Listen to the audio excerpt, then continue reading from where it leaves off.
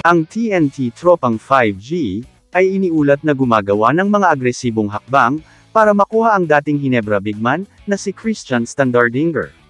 Sinasabi ng mga mapagkukunan na siya ang nakikita bilang nawawalang piraso para sa na-renew na bid sa Grand Slam ng TNT, ngunit nananatili ang mga tanong sa kung paano matutupad ang naturang deal.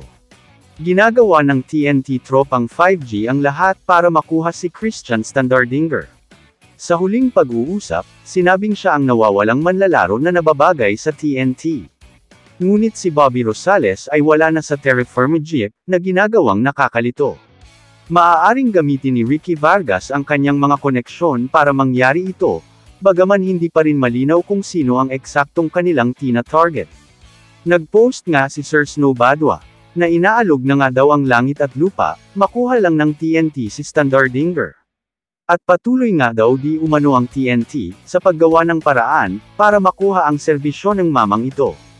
At sa huling pakikipag-usap daw ni Sir Snow Badwa, tila ito na lang umano ang paisang kulang, para bumalik sa Grand Slam bid ang TNT. Pero paano daw, ngayong wala na daw si Bobby Rosales sa Terra Firma? Pero may mga hadlang nga daw, para mapunta si C-Stan sa TNT. Kamakailan nga, ay may mga ulat din, na gustong makuha ng Magnolia Hotshots si Standardinger. Gusto nga daw itong dalhin sa Magnolia, ng bagong coach, na si L.A. Tenorio. Nandyan din ang Rain or Shine, na sinusubukang makuha, ang former Ginebra Center. Pero ang TNT ay hindi sumusuko.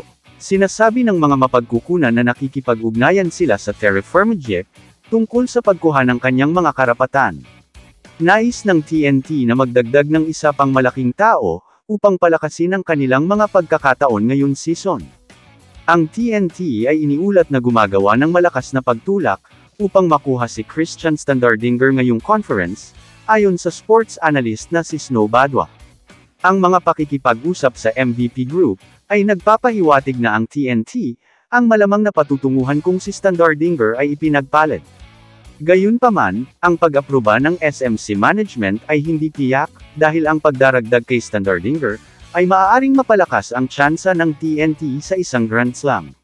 Ngunit sa isang development na nagpadala ng shockwave sa PBA, umiikot ang mga ulat na ang bagong head coach ng Magnolia Hotshots, na si L.A. Tenorio, ay nakipag-ugnayan sa kanyang dating kakampi, si Christian Standardinger, upang sukatin ang kanyang interes sa potensyal na pagbabalik sa PBA.